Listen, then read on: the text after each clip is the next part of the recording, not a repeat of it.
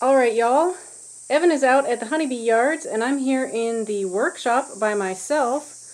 What have we got going on here?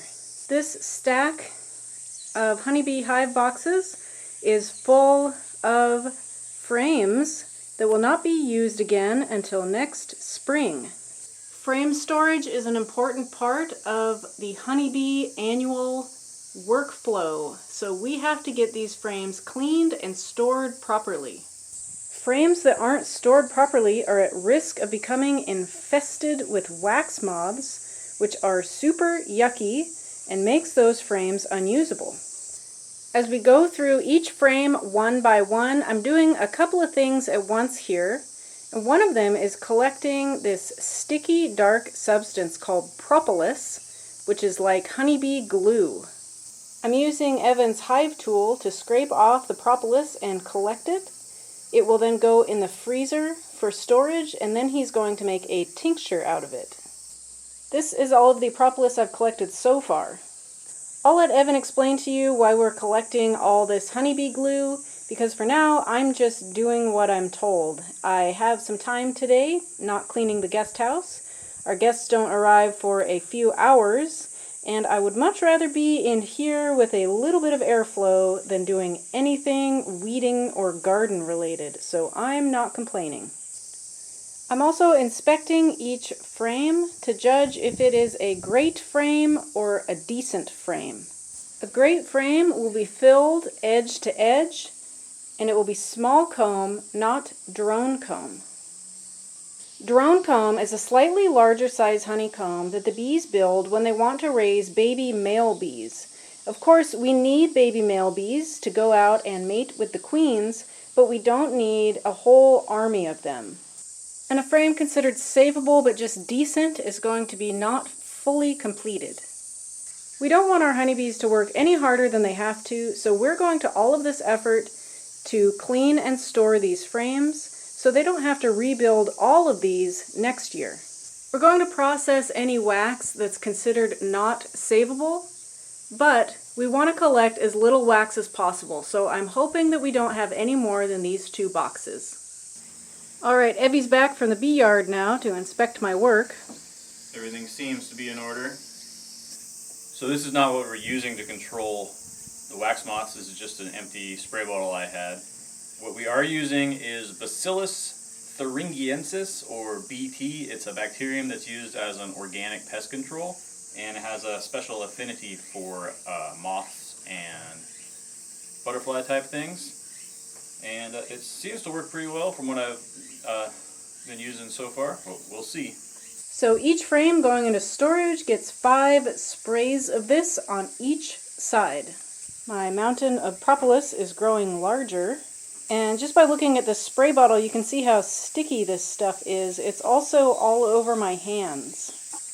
Propolis has some interesting medicinal qualities, which unfortunately start to dissipate as soon as it's collected. The bees collected this about a month ago, right after the summer solstice, and so we are just taking this right out of the hive and putting it into the freezer. And when we have enough, we're going to mix it with pure alcohol to make a tincture to preserve all of those medicinal properties.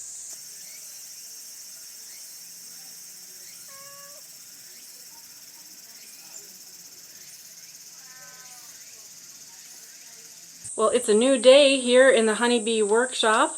I've got laundry going over at the guest house. We just had a customer drop by to purchase 5 jars of honey, and Evan is out at the honeybee yard doing inspections while I continue with the frame storage prep. We saved the yuckiest ones for last, and I thought I might show you what some moth infestations look like and why we need to avoid them. This is what a frame looks like infested with wax moths. Yuck. Here we have what appears to be a nice frame with some bee bread in the cells, but if I pan over here, you can see these white specks. Basically, I'm going to take a knife and cut all along here just to see if we can find the moth who has done this damage. Here's the wax that I've scraped off.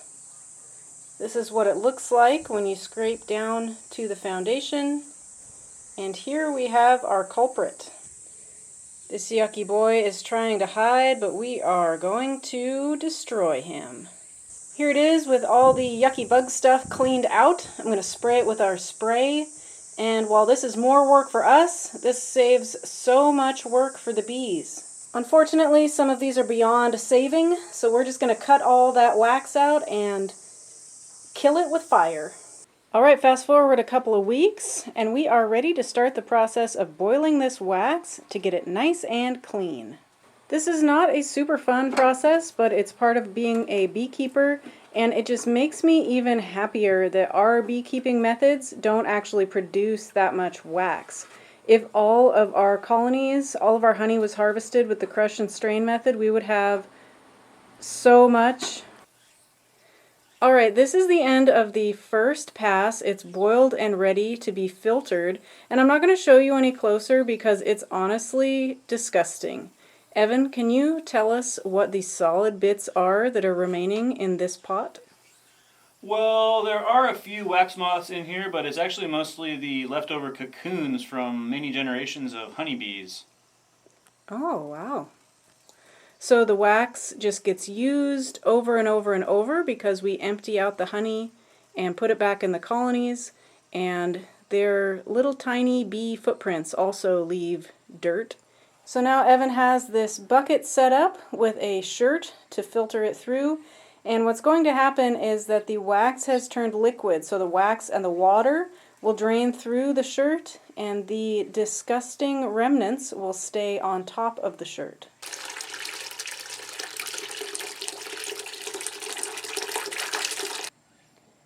Well, I guess we're not going to have soup for lunch today. Ew. Evie's got another yucky batch starting over here, but let's see how pretty it turns out after just one cleaning. Well, I sort of pulled them out of the bucket before they had time to set, but look at this lovely yellow color. So we figure this will take 2 or 3 total passes through the filter. So each time it'll get boiled and then filtered, and it'll just get cleaner and cleaner. This is the aftermath of the filter here, which, by the way, was just an old t-shirt that was ready for the bin, and Evan was smart enough to set it aside for this. So we'll just keep boiling and straining, and then when it comes time for the last pass, we'll figure out a way to get it shaped nicely. So if it's just for ourselves, it might actually be nice to store it in a disc. Well, a better looking disc than this, but to give as gifts or to create products, of course we're going to have them look cuter, and maybe someday we'll have cute little honey-chan molds for candles or something like that.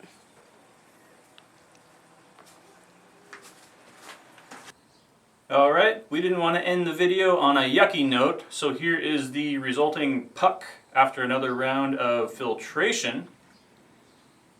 I think I'm going to do another couple passes, but I'll have to go to the store to get some more gauze for that. It's hard to believe it's looking so good when it started out so gross. So in the meantime, thanks for watching us on Benton Homestead.